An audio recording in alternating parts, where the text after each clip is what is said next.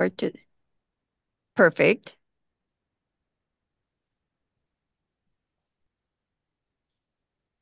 Okay.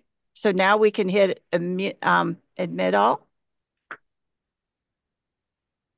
Here they come. Thanks, guys.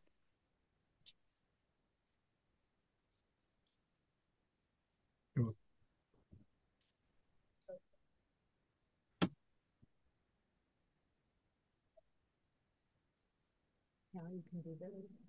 And then now you don't have any instead of that. Good morning, everyone. We are getting our technology settled. We might wait a minute or so just to allow for a few other guests to be joining us. But thank you all for attending Iowa Ideas Conference, and we'll get started in just one moment.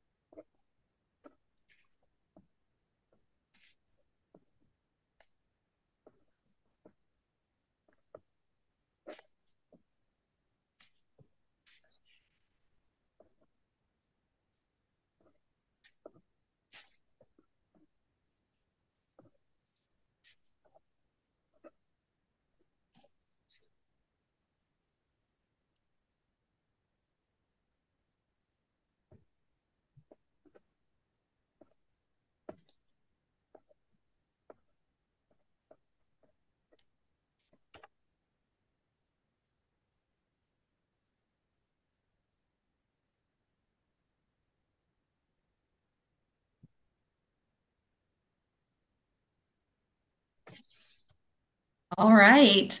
Looks like we're all set to go. Thank you all for joining us for this Iowa Ideas Conference today. I'm thrilled to have you join us. I am Angelica Vanetta. My pronouns are she, her, hers. I am the Senior Manager of Community Outreach and Engagement at United Way of East Central Iowa. I also volunteer on the Inclusive ICR Advisory Council and will be serving as your moderator today. This panel is putting out the Authentic Welcome Mat, a panel discussion of the economic and community development and diversity, equity, and inclusion tracks. Before we get into the introductions of our panelists, I want to give a special shout out and a thanks to the following sponsors who made these tracks possible.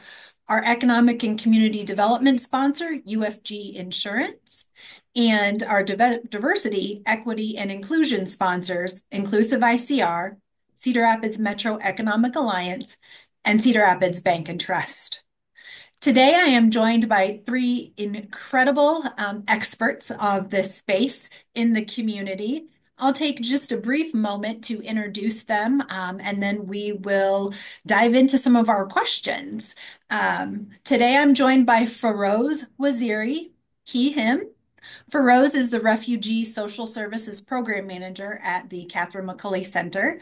He specializes in helping refugees and immigrants navigate resettlement challenges such as housing, employment, and education. So thank you for joining us this morning, Feroz. Thank you.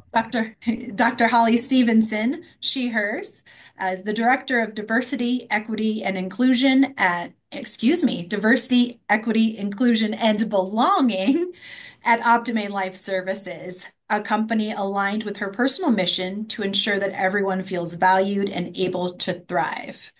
Holly is originally from Scotland and is passionate about facilitating crucial conversations and being a voice for those who are silenced. Thank you for joining us this morning, Holly. Thank you. And then last but not least is Taylor Peterson, he, they, Diversity, Equity, and Inclusion Consultant at EMC Insurance.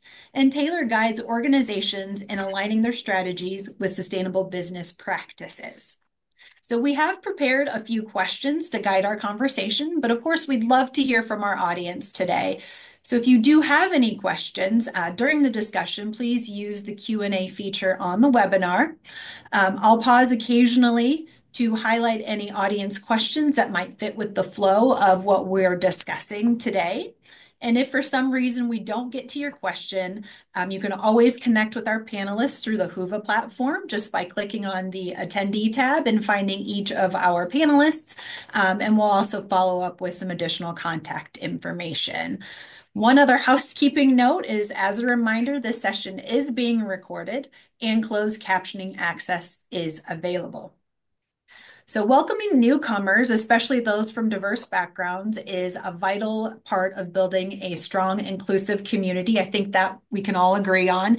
Yet the process can sometimes look very different in actual practice than it might look on paper. Today, we'll hear from leaders who are driving this work in our local community to ensure that everyone feels like they belong, especially those who are new to Iowa.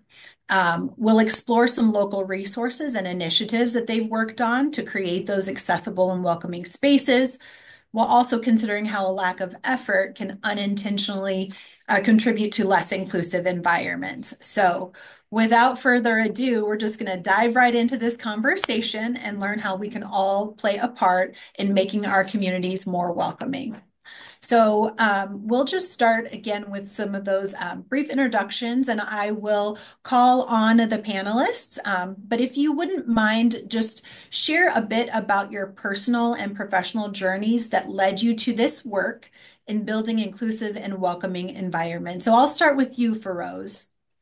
Yes. My name is Feroz Waziri. As Angelica introduced me, I work for Catherine McAuley Center as a Refugee Social Service Program Manager. I'm originally from Afghanistan. I came from Afghanistan in 2014 as a special immigrant visa, SIV. I was working for the US military in Afghanistan as interpreter, and my life was in threat in Afghanistan, and I come to America as a refugee. Now I work for Catherine McAuley Centers. Catherine McAuley Center is one of the biggest nonprofit organization in place of welcome in Cedar Rapids area. Catherine McAuley Center resettled this year 377 refugees, and we have served over 1,000 clients from 60 different countries. In Catherine McAuley Center, provide their clients or our clients, we provide housing, employment, culture orientation, English, and computer classes. Thank you. Wonderful. Thank you so much, Feroz. Do you want to talk a little bit about how your personal experience as a refugee shaped your role in helping new arrivals to the area? Yes. Uh, uh, as a first generation come to America, it was not easy journey. Me and my wife, we start from scratch here. And finally, we made it. Now I work for Catherine McAuley Center as a refugee social service program manager, and my wife worked for Mercy Hospital. She did her medical lab science from Allen College in Waterloo, and we both work right now. Yes, this journey was not easy. Come to America, and having gone through all the challenges myself, there's still many challenges myself. I understand the fear, uncertainty, language barriers, culture adaptations, navigate to the new system, in that the newcomers has the hope and faced with the challenges in when they come into the new countries. The passion and my personal experience I had I had in the past encouraged me to help with the new arrivals. I have achieved that goal through Catherine McAuley Center. I think this job I'm working as a refugee social service program manager. This job is a dream for me because I'm helping people, and beside that, I get paid. I'm happy every day. End of the day, you know. Yep. Yeah, thank Thank you you. so much, Feroz. Yes. Yes. Taylor, share a little bit about your personal and professional journey and what led you to this work. Yeah, I graduated in Cedar Rapids Prairie High School and with the University of Northern Iowa. And I found often, as a Black queer person in a predominantly white state and predominantly white industries and schools, that there was a need. So when I moved into my professional career in sales and excuse me, services, I felt like I was always carving out space for myself, and that takes a lot of energy and effort. Um, Besides your main job, right? Is like finding ways to fit in and people having to find value in the work that I bring. And so I quickly pivoted as I did some DEI work in undergrad, and really tried to carve it out and make it a professional space for myself, and found it to be very, maybe like Vera's a little bit. It's very uplifting. It's very rewarding, and I love seeing people succeed. And I think that's the crux of this work for me is being able to find ways to empower people to give back to the community, or find financial security, or find social and community happiness. I think that's really important for our communities to thrive. So it really, by kind of having those trials and tribulations through my younger days and going through school, I found the need, especially when we're looking at some of our professional organizations that may be predominantly white, or might be predominantly male. I really feel passionate about making sure that everyone's included to those spaces. Yeah, wonderful. Thank you so much, Taylor. It is interesting that you talk a little bit about your initial professional background was in working with businesses, right? And that you carved out this particular space for yourself. And I would imagine that there are some folks who are around our age who are in a similar position. There certainly are some programs available now at the University of Iowa, some other collegiate institutions that can help drive that as a career path for folks. But anyway, what I want to know though is kind of how your business background, and you had worked in with data as well. I know that's something that really drives you too. So, how does that help support your involvement, and just even as a consultant, because you work closely with other businesses then, right? So can you talk a Right. little Yeah. bit about that? Yeah, that's a good question. I think for me, I always was interested in business and sales, because I knew it mattered to people, right? Money makes sense for companies because that's their goal, right? Is to grow profits and revenues. And then for people, we have to find financial security. And so for me, there's a really strong link between if we can make sure people are finding social security, finding financial security for their lives, while also, working in these very complex organizations where their goal is sometimes money and not always people. How can we start to make these things come together? And so I kind of found my involvement is like, how can I understand from an analytical, quantitative understanding of a business, and resonate that with the need for talent management and better DEI practices to sustain really the work that's being done, right? You can't have a business without people in most cases. So we have to find ways to sustainably strengthen our talent in our communities to have thriving businesses that give back to the community. So I see it as like one big cycle. And so that's kind of how I got all intertwined with the business. And I found that it's really interesting to balance that quantitative and qualitative piece with DEIB. Yeah, wonderful. Thank you, Taylor. I think we'll definitely dive into some of those points later on in this conversation as well. So I appreciate that. Holly, tell us a little bit about your personal and professional journey. You may have traveled the farthest to get here. Well, good morning, everyone. Thank you for being here. I'm grateful to be here and have the opportunity to have this important conversation with all of you. I think this is a really interesting kind of personal professional overlap for me, the subject that we're talking about today. So, my interest is really twofold. So, I have been in the US on a visa in some capacity since 2015. For schooling purposes initially.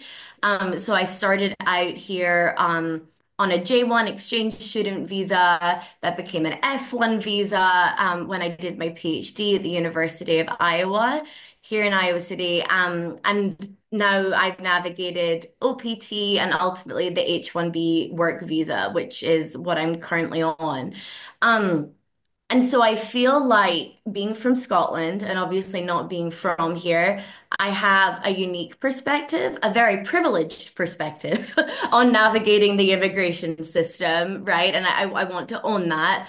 But a unique perspective nonetheless. And I feel like as someone who can assimilate in very important ways as someone who's navigating the immigration process.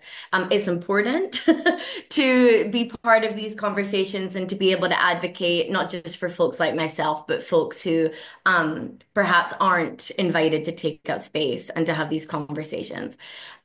In terms of my professional background, as Angelica mentioned, I serve as the DEIB director for Optime Life Services.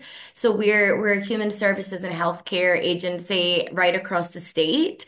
So in that capacity, I've been able to interact with lots of different folks, many of whom are immigrants and refugees, and be able to hopefully inspire everyone within our organization and our communities that we all benefit and we all do better when we all do better and when we all feel included and valued and feel that sense of belonging. So yeah, I'm excited for today's conversations. Awesome. Thank you so much, everyone, for those introductions. Holly, I'm going to toss you the first question, if that's okay. From your perspective, then, and again, you have a very unique perspective that most other folks maybe in this area don't. But what does putting out the welcome mat truly mean in practice? That is a great question because I think we often throw around these really catchy titles, right? And they reel us in, but what does that actually mean in practice is very worthwhile to talk about. Um, I think I think firstly, we have to be really intentional, right? We don't just have these wonderful conversations and then leave with a wealth of knowledge and do nothing with it, right? We actually have to take tangible, actionable steps in order to be able to roll out that welcome mat. Um, and I think rolling out the welcome mat, that authentic piece is so crucial, right? We can't be picking and choosing who we're making feel genuinely welcome. And we can't be going about it in kind of stereotypical tokenizing ways, right? And what I mean by that is we don't just roll out the welcome mat and offer people, cultural training because we think their culture is different than ours. Or we don't just roll out the welcome mat by offering people a translator, even although that's worthwhile, that can't be the full story of things, right? So I really think it's the everyday intentional things that we do. It's the forming of relationships. It's the being willing to learn and being humble enough to admit what we don't know and be willing to have our perspectives changed and our eyes open to different ways of seeing things. That's so important. And I think we often think that rolling out the welcome mat needs to be a big display of acceptance. And sometimes that has its place, and sometimes that's very beneficial. But sometimes that can seem very performative, right? And might actually undermine how some folks feel. Especially again, if we're only picking and choosing who we're giving that big display of welcoming to. So I think it's the everyday intentional efforts that really become authentic and just become ingrained in our everyday actions. They become part of our, whether it be our organization's culture, or just what we do as best practice as individuals or in our community. That's really important. And I think the little things and the conversations that we have, like getting somebody's name right, those things that appear little aren't little and are actually very big. And because they appear little, they can often be overlooked. Yeah, thank you so much for that response, Holly. And you brought up the names. I think I have lived most of my life in Iowa, but my name is challenging to pronounce, and I always try to make sure that I ask for phonetic pronunciations of individuals' names. And I really appreciate that you stated it like everyday actions. I think when we can focus on that, it becomes natural, right? And I think that's where the authenticity lies, is when it is a natural practice of our organizations or our staff. So, Taylor, would you have anything to add to that? I think also maybe from an organizational perspective, just because of the business work that you've been doing? Yeah, I mean, I love what Holly had to say. There's a lot of things that organizations can mirror is, what can I do that makes a really marked impact rather than some of the performance work, right? And something that I often tell companies is it's not just enough to celebrate a cultural holiday one time a year and think that's welcoming. While those are great actions to take and those should be sustained and continued, it's the small expectations that we have for people instead of saying, they have to come and and match our core values, they have to match our societal norms. It's kind of flipping that narrative and saying, what can we learn from them? What kind of wisdom and cultural experience are they going to impart on us for us to embrace and accept? And I think that's what organizations miss a lot of the time is they're always looking for a cultural fit to fit into their box rather than saying, what type of talent can we get from all over the world that's going to make a better impact on our business, a better impact on our customers or clients or communities? So I think really that impact is just being really intentional in the way you frame and set up people for success, right? Do they have what they need to be successful? And then are we celebrating what makes them different and give them an opportunity, empowering them to be different, to say things that are different, and to challenge the way we've always done things? And I think organizations can take a big hold of that and think about that as they're managing their talent.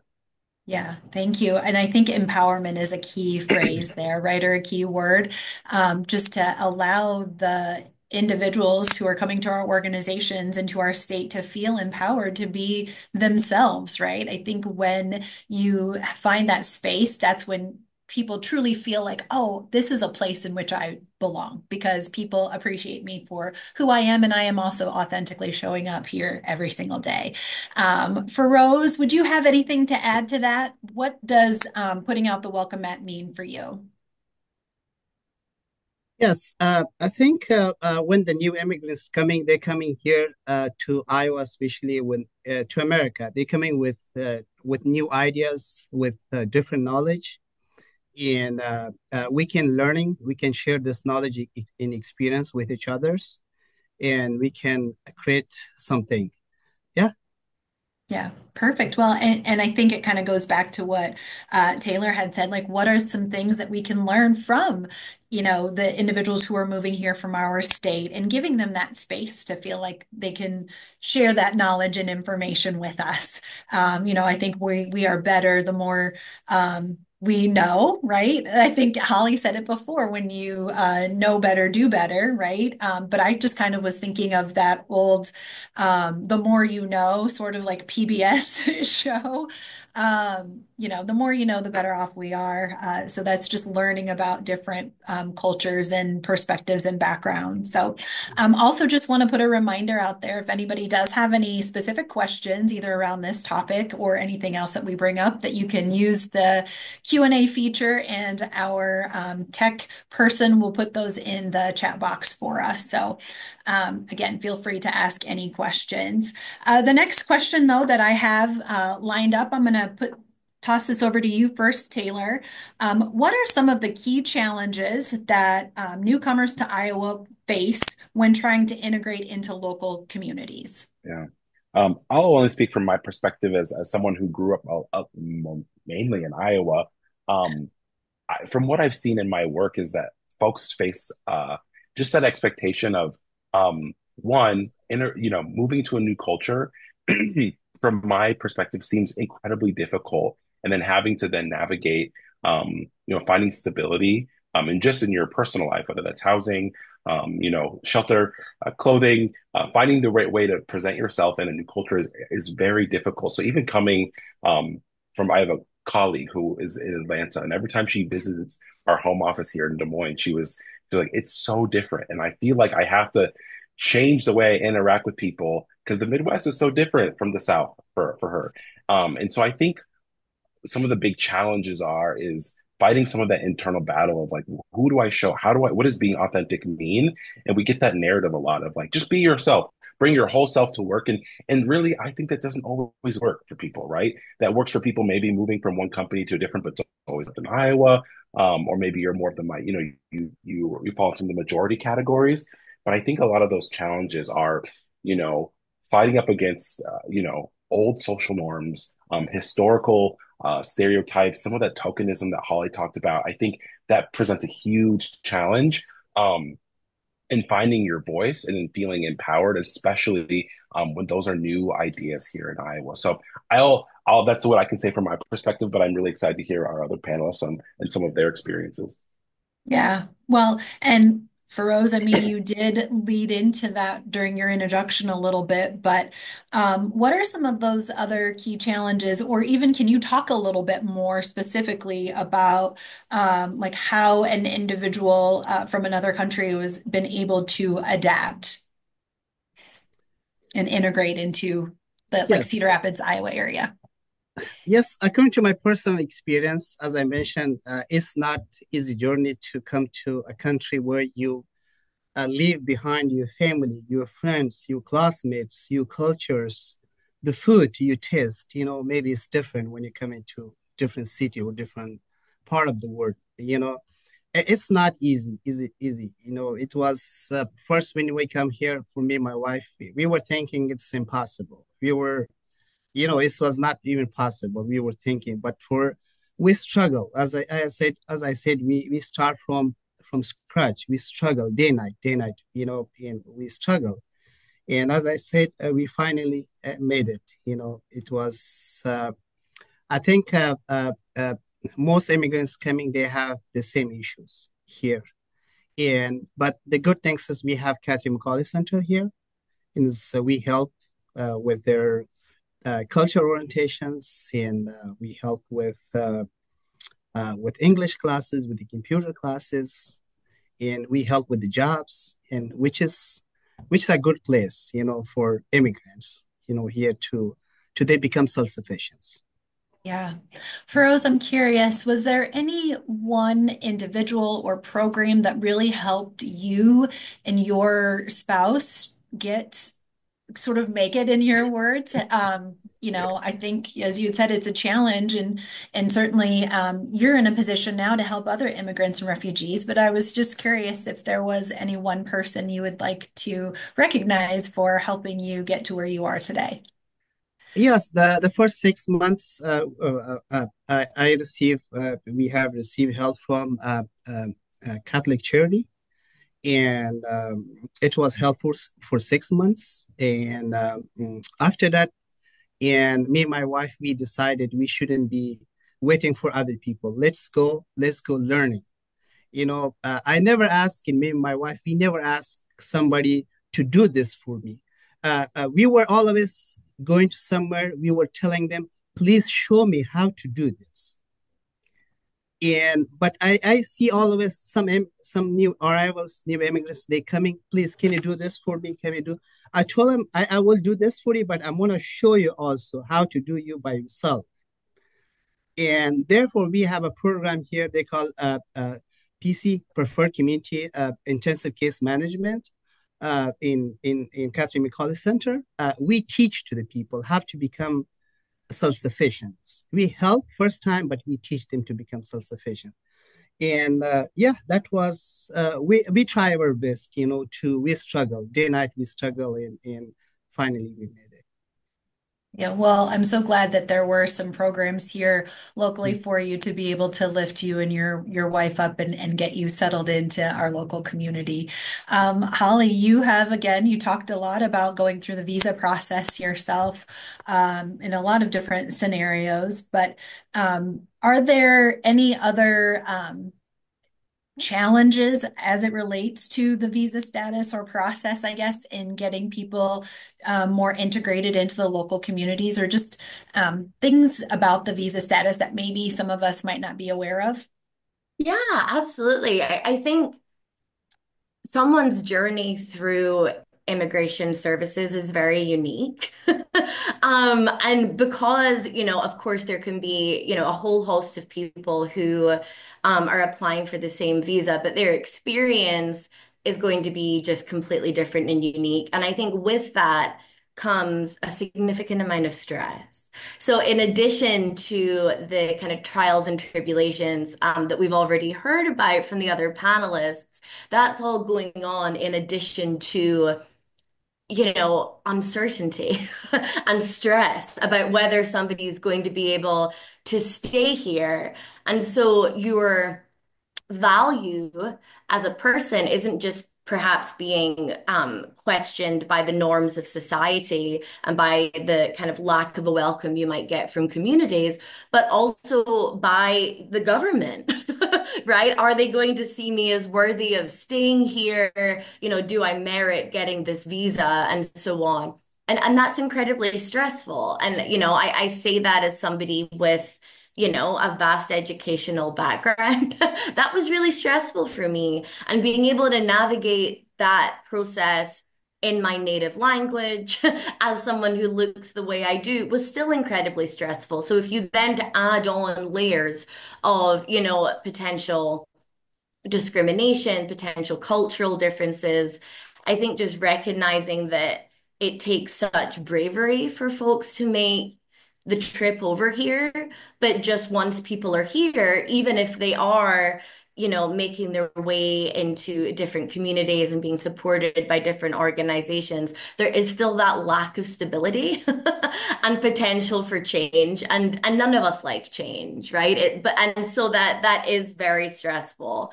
And so I think just having grace with the folks that we work with, who perhaps are navigating that process, and we won't always know, right? Which is why we should have grace with everybody, but particularly folks that we know who are navigating that process, just having that compassion, having that grace, because just like everything, we don't know what folks are experiencing behind closed doors. And when people bring their whole selves to work, they also bring everything that they're experiencing behind the scenes. So just being mindful of that, I think, is crucial.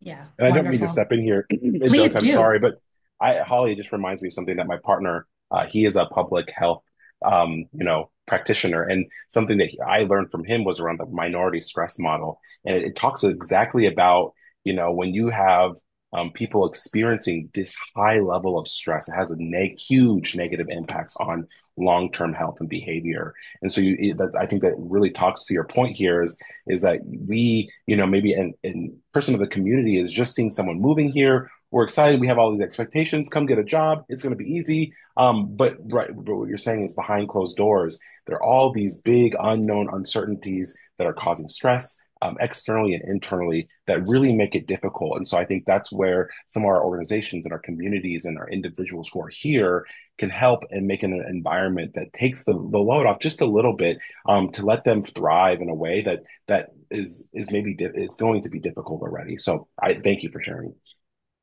Are there any specific resources or programs that would help address kind of that level of stress for someone who is coming here to the area? I mean, aside from what we might already be familiar with, but I'm just thinking, is there anything that we can direct folks to if we're aware that they're going through those challenges? And this is just open-ended for anybody. Yes, I think I would like to answer this. Yeah. Usually, we are trying to find their own community, like church, mosque, in other places, and we would like to introduce them, and they maybe some have who speak their language, and which they can help their own community can help. This is another options we also have here. Yeah, so getting them connected to other folks who've again gone through a similar experience. Yep. Wonderful. Well, and I of course will just put a quick plug in there because I'm the moderator and I can, is to call United Ways 211, which is a great resource across the country for anybody who just wants to connect with the social services organizations that might be local to their community. So 211 is a great number to hand out to folks who might need some of that additional assistance. But Holly, this Feroz talked a little bit about finding community, and you've done a lot of work in intersectionality as it relates to gender, race, nationality, those sorts of things. So how does that intersectionality impact the experience of feeling welcome in a new place, and even specifically here in Iowa? Oh, That's a great question. oh, I think oh no, am I here? Okay, good. Can people hear me? yes, we can now. Okay, well, everybody froze for me. Gosh, okay.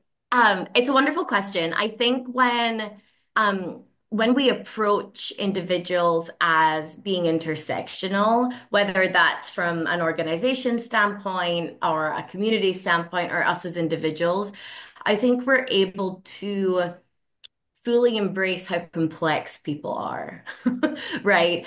And I think often when we have discussions surrounding immigration or refugee status, that we pigeonhole, often unintentionally, but we pigeonhole people into certain categories. So we might, for example, view folks who are coming who don't speak English as a native language as therefore perhaps not having a significant educational background, right? Or we view people who, might be coming from different places that are more westernized as somehow better able to assimilate into culture. And I think when we're able to think of the whole individual, we're able to tailor the ways that we roll out the welcome mat, right? Because we're able to know the person as a whole person and not just one aspect of their identity, but we're also able to better relate to people.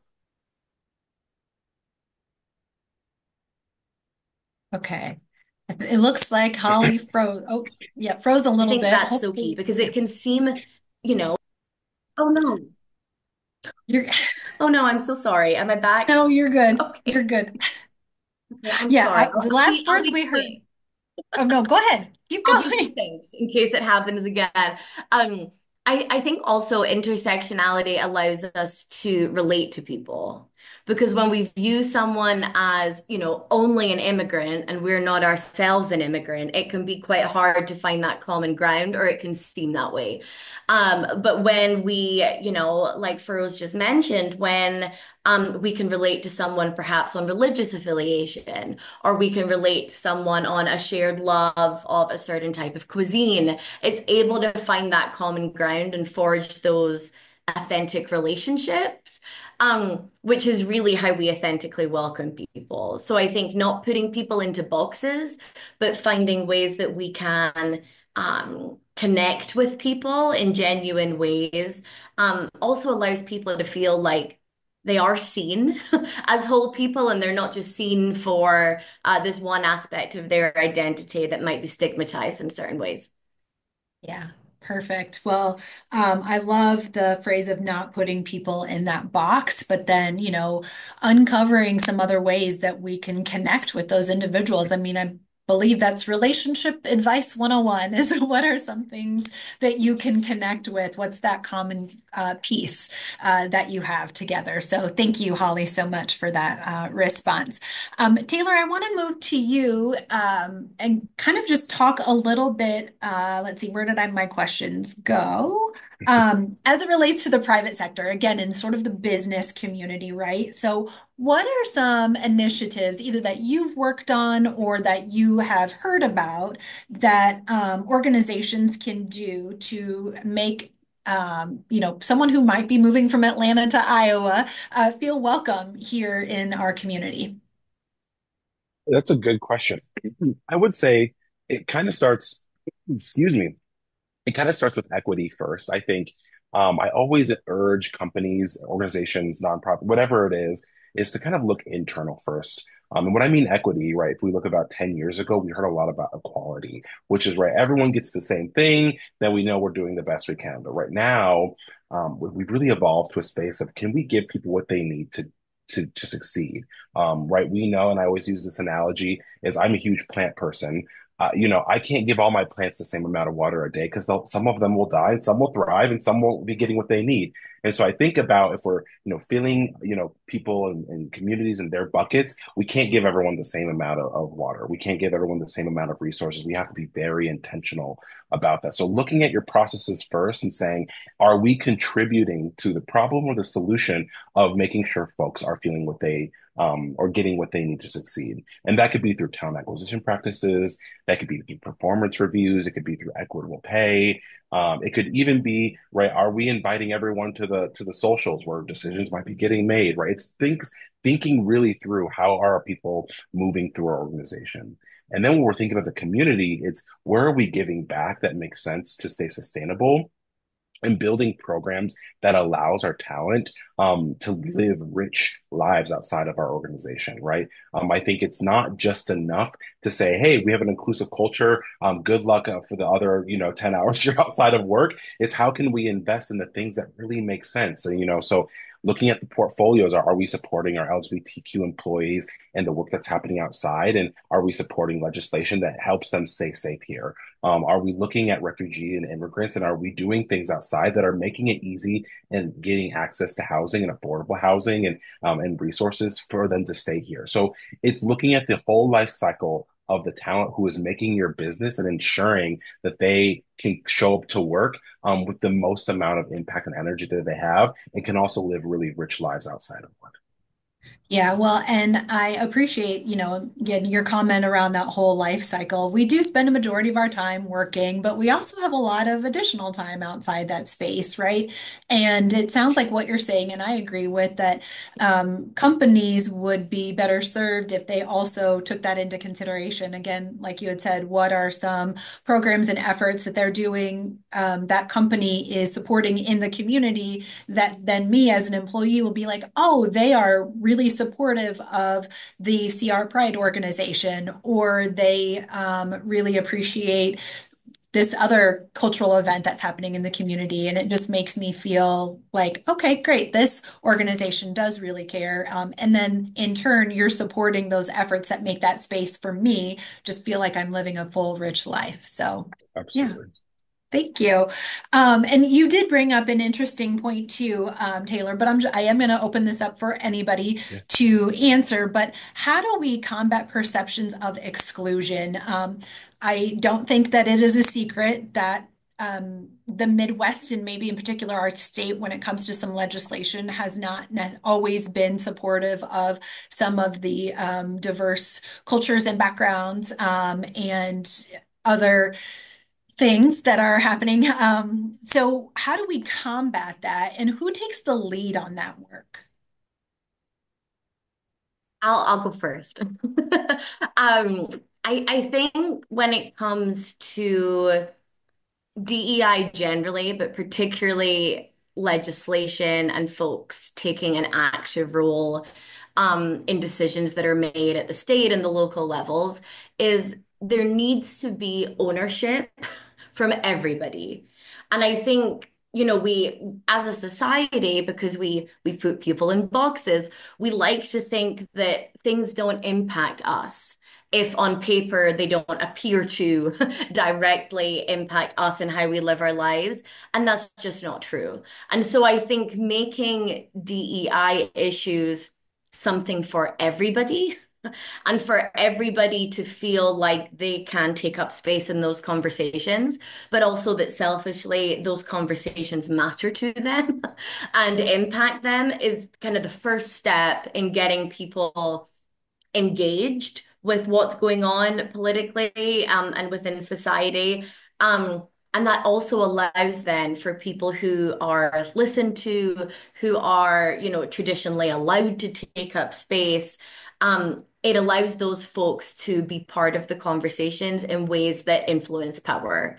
And that's really key. But I think it starts with DEI not just being seen as conversations that marginalized people are having.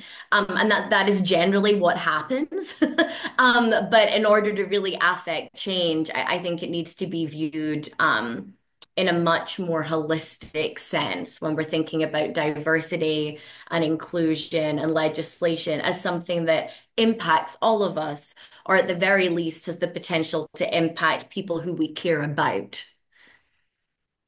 Yeah, perfect. Taylor, for Rose, would you have anything else that you'd like to add to that topic? And I don't have, but one things I would like to mention, new arrivals like immigrants.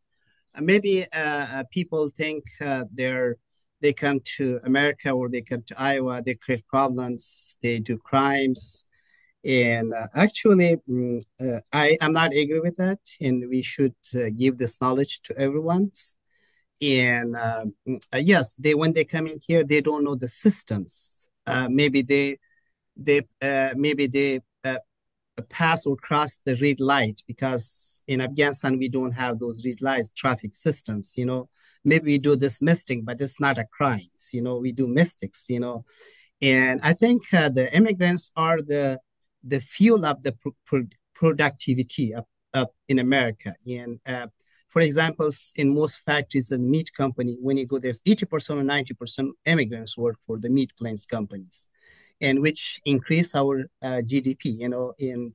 Um, and also we should tell to everyone, this is immigrants are helping in to our economy here in America, Yeah, and they thank you. create jobs here. Yeah. Yes. Yep. I love that point. Taylor? Yeah. Yeah, I love that point, and I would agree with everything the panelists have said, and I would just add that I think it's um I agree that DEIB I know is weaponized right now. But I want people to know that really my job is as a social auditor, right, is to make sure that everyone's engaged in the conversation. And I think I'll call it the elephant in the room. White men not being engaged in DEIB discussions is just as much as a use case for DEIB to be here and say this is also for you, right? How are we understanding the needs of every demographic and building communities that are fully engaged where everyone can find space and thrive? So I think it takes everyone. And then also I put pressure on leaders, right? There is some sort of power structures that we have to be aware of and know that if you have some sort of privilege in a space or you have a voice that people listen to, that is a time to use it and say, what can we do? Who are we serving? Who are we not serving? And then how can we bridge some of those gaps? And a lot of times that is encouraging people to think, I'm not trying to change your values, morals, or beliefs, but what can we do to make sure that the folks sitting next to us maybe have the same opportunities that you do? So just things for folks who are in positions of power to think about. Yeah, thank you. Well, and again, I think you've done a great job of segueing into some of my other questions. Appreciate that, Taylor. But again, open to anybody who would like to respond first. I know that this audience is interested in some actionable steps that they themselves can take, both as an organization or individual members of the community to help continue to create these welcoming spaces and include everyone from all types of backgrounds. So, what advice or steps would you encourage someone to take if they come to you and say, what can I do to make sure that other people feel welcome? So, I go ahead, Taylor. I'll start with I you. can kick off. Yeah, I think it takes a high degree of self-awareness to realize, how I can be helpful and successful. And so I would say take some time for learning. It doesn't, some people want to crack open a book. I love books, but it doesn't have to be that, right? I tell folks to maybe subscribe to some different Twitter channels that maybe aren't from your own culture, or maybe watch some news from a different country. I think it's finding ways to expose yourself to the very real opportunities and challenges and happenings that are beyond your purview. And then I think one of the best things people can do is learn how to facilitate open and honest dialogue, searching for understanding, right? It's really hard for us not to listen to respond, but it goes a really long way to sit in front of someone and say, hey, I may not agree with your way of view on politics or how you are living your life, but it is really important for us to understand and embrace that and learn ways to connect with each other. And I think on a personal level, in the community, that's a great way to start, is facilitating those honest and safe dialogues, I think is really important. Yeah, thank you so much, Taylor. United Way actually does have a discussion series where we invite folks from the community to participate in these open, honest dialogue where we are focusing on listening to the perspective of other folks and not just listening to respond, as you had said, but really to internalize and what is that information that we're receiving from other people. So I would encourage anybody who is listening today, if you want to practice that skill, because that is something that we need to practice, right? Before maybe you have some of those conversations with other folks that you can reach out to United Way of East Central Iowa. Just look for my contact information and I would be happy to share that with everyone. I am just going to ask a quick follow-up question, Taylor, before I ask the other panelists for their response. But do you have any books, podcasts, or news programs that you would recommend would be a maybe one that our That's audience can look into? Yeah, I particularly like one by NPR. I forget the title of it, but they have some like very specific stories where people just share their experiences, and I would need to find it. So feel free to reach out to me on Wova if you're interested. That one is really interesting because it it just gives you perspective on people's lives. I also particularly love short stories about people's lives. And finding ways. I have one, and please, some of this these contents are more adult focused, right? So there's some heavy themes, but one's called "Lot" by Brian Washington, and he really talks about what is it like to grow up in an inner city as a black Latino queer man, and it really gives light and something I would have never understood. It was a very short read, but very fascinating. So I think finding those types of ways to interact with culture, it has been really helpful for me. Yeah, wonderful. Thank you. Holly, what additional thoughts do you have to for an individual in the community to take to create this welcome space? Yeah, I think firstly, relating to Taylor's point, it's so important to seek out not just new information, but information that might be totally contradictory to what we've always viewed to be the case. And we need to be intentional about that. And I think it's not just listening to a podcast, disagreeing with it, and never thinking about it again. But if things are uncomfortable, we have to pause, right? And that step's really important, like giving ourselves the opportunity to sit with that discomfort and reflect, um, is how we grow and how we actually learn and then can take things and implement them into our lives. And that's uncomfortable and that is a skill. So it's something that we really need to always be deliberate about seeking out and honing and crafting. I think getting to know people as people is key. So, for everyone who's joining in with us today, like we've mentioned, a lot of these things that we can do don't require folks to be in leadership roles. They don't require big amounts of money or big displays, big public displays. Sometimes it is just getting to know people as people, and getting to know, Holly who loves her cat as opposed to Holly who's here on a visa.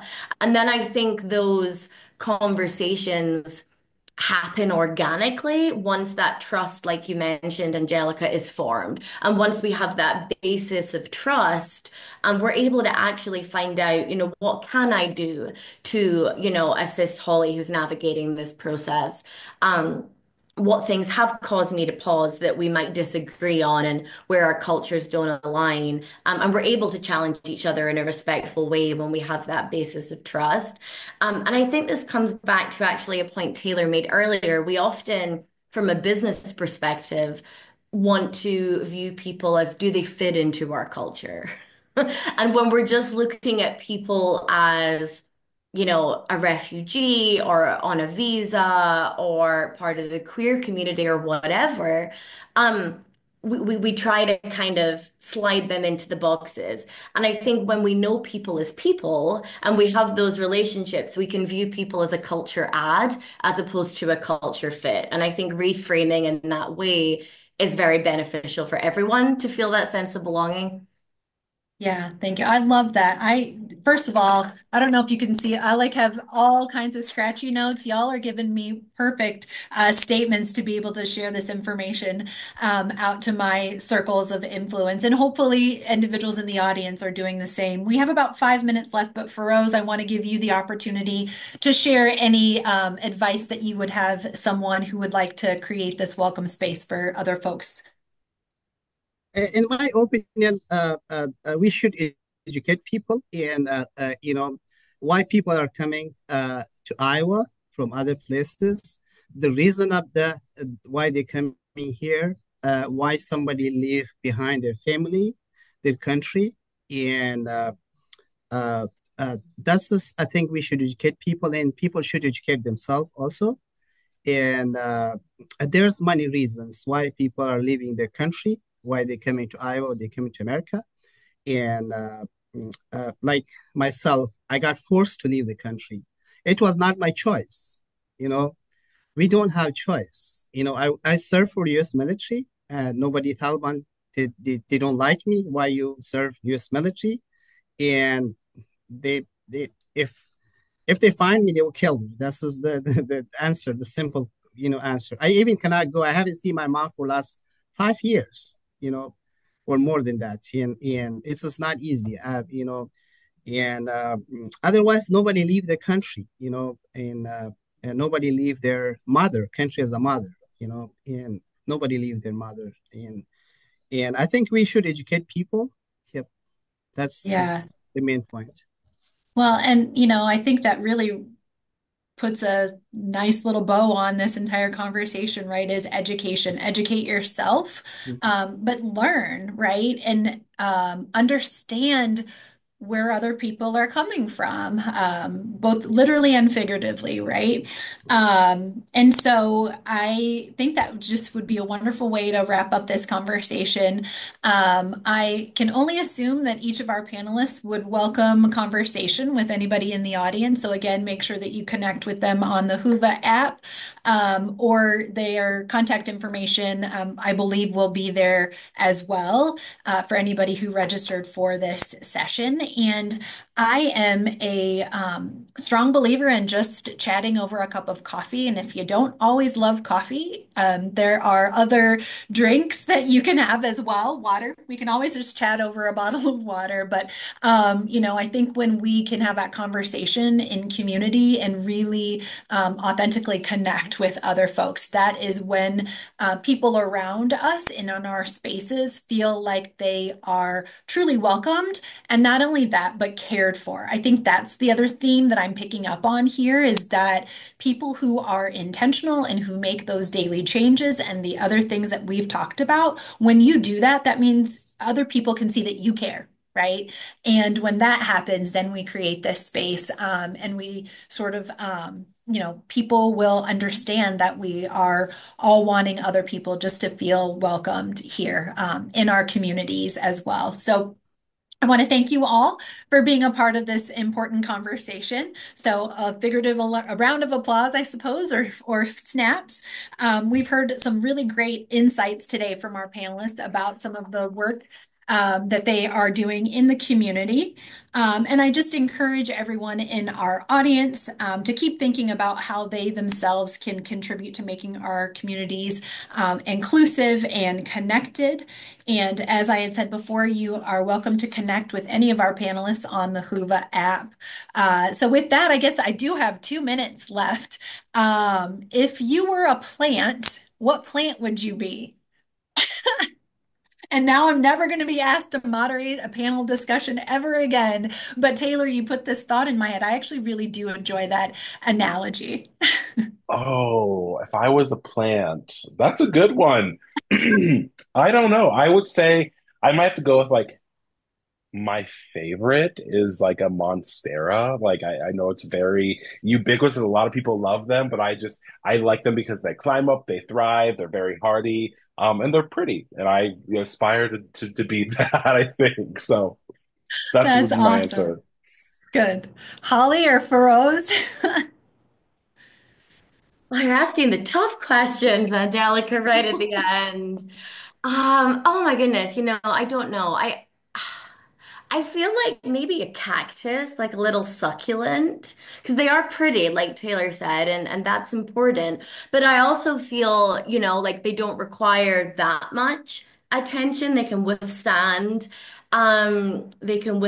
things, but they're hardy at the same time. I like to feel like I'm low maintenance, but also, add to a room. Yes, Love that. that's odd. See, you both had really wonderful answers. Feroz, do you have an answer? I don't have anything said. No, Yes. no.